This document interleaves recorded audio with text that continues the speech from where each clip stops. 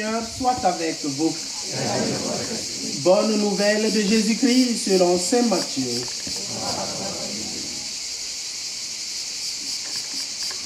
Ce jour-là, Jésus était sorti de la maison. Il était assis au bord de la mer. Auprès de lui se rassemblèrent des foules si grandes qu'il monta dans une barque où il s'assit. Toute la foule se tenait sur le rivage. Il leur dit beaucoup de choses en parabole. Voici que le semeur sortit pour semer.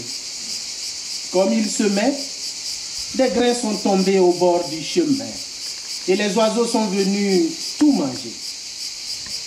D'autres sont tombés sur le sol pierreux où il n'avait pas beaucoup de terre.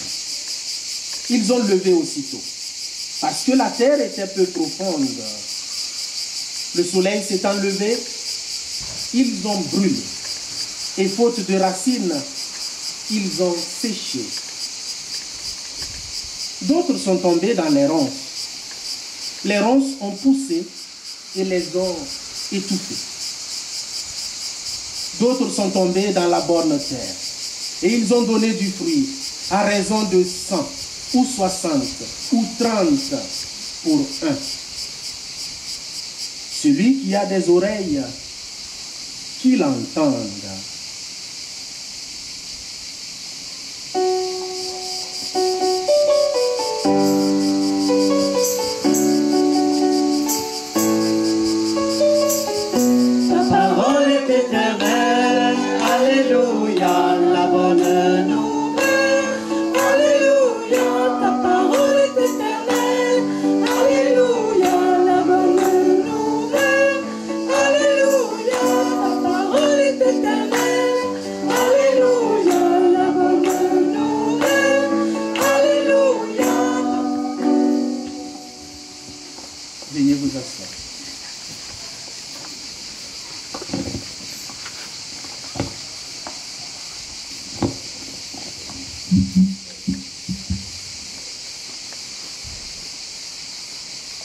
En Afrique en général,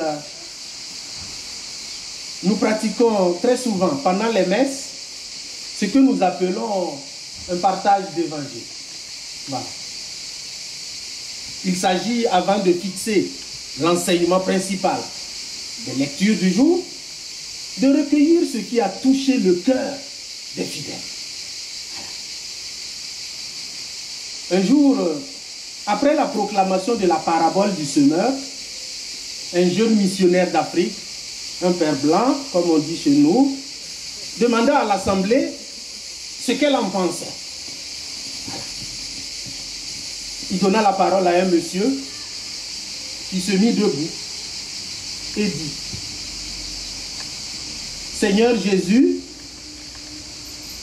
je ne suis pas sûr d'avoir bien compris ton histoire de semeur. Mais pardonne mon audace. À première vue, tu es un gaspilleur de semences.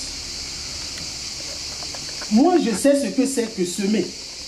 Il le faut bien, car mes enfants et toute ma famille ne mangeront que le fruit de ce que j'aurai semé.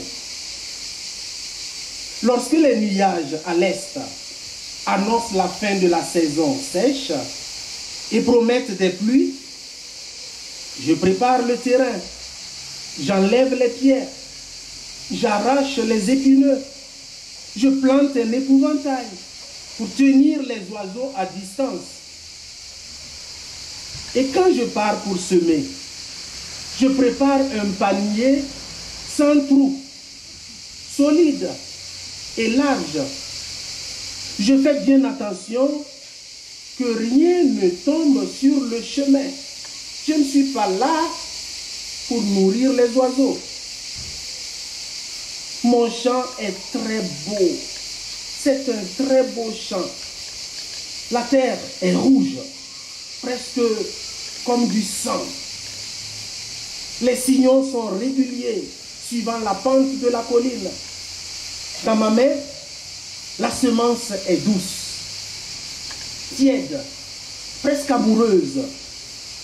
Je la jette lentement, largement. Je l'entends chanter lorsqu'elle vole en l'air, en cercle dans l'air, du matin au soir, avant de tomber dans la terre. Et toi, Seigneur, tu sembles la jeter n'importe où, dans la piraille, les buissons, le chemin. Ça, c'est pas burkinabé. Ah, le Père a vite interrompu. Et il précise, Jésus lui-même a donné une fois à la maison l'explication de la parabole du semeur aux apôtres. J'avais pris la lecture brève. Alors nous allons lire la suite. Bon, ceux qui ont les missels savent qu'il y a la suite de l'évangile et que nous avons pris la lecture brève aujourd'hui. Bon, le Père a vite fait de rattraper. Alors, frères et sœurs, la parole de Dieu est semence, c'est vrai. Elle est offerte à tous, il n'y a pas de doute. Elle n'exclut personne. Dieu ne craint même pas que la semence se perde en tombant sur un sol peu fertile. Il sème largement, généreusement, à pleine main. Dieu est patient et donne à chacun la chance de l'accueillir, d'accueillir sa parole pour qu'elle pousse, grandisse et porte du fruit. C'est en cela qu'avec Jésus et en Jésus-Christ, la foi est d'abord une affaire d'écoute. Écoute Israël. Écoute pour adhérer. Adhérer à quoi? À la parole. Et Jésus est lui-même la parole de Dieu. C'est pourquoi il faut s'asseoir à ses côtés. Comme en cet instant, faire silence, se laisser pénétrer. C'est pourquoi d'ailleurs Jésus parle de manière concrète, avec des images simples, saisissantes. Jésus ne fait pas de la théologie ici. Il donne à chacun de quoi retourner et travailler son cœur pour l'enrichir, lui permettre de porter du fruit. Car comme nous pouvons le relever dans la parabole, la parole de Dieu, même si c'est pour quelques instants, elle prend toujours aux entrailles. Elle révèle, elle agit. La parole de Dieu est d'une puissance et d'une efficacité créatrice. Même dans les pierres, même dans les roches, elle prend. La parole de Dieu donne à celui ou celle qui l'accueille de manière prolongée, selon ce que nous avons entendu dans la première lecture, d'être aussi une personne féconde. Et là, c'est le choix de chacun. J'en conviens, il y a des difficultés réelles, il y a des ronces, il y a des pierres qui recouvrent parfois ou barrent le chemin, la progression. Dieu ne l'ignore pas. Il y a aussi des chemins durcis par le temps, par l'histoire personnelle de chacun. Pourtant, Saint Paul, dans la deuxième lecture, va jusqu'à affirmer qu'il n'y a pas de commune mesure entre les souffrances du temps présent et la gloire qui va bientôt être révélée pour chacun de nous. J'irai même jusqu'à professer, frères et sœurs, que personne n'aura communié intimement au corps et au sang de Jésus-Christ sans être admis à l'éternité bienheureuse de Dieu. Communier dans le sens d'accepter le message. Alors puissions-nous obtenir la grâce de continuer à sortir de nos sentiers battus pour semer la vie à profusion, pour donner de notre temps, de nos talents, pour que les autres soient dans la paix et dans la joie.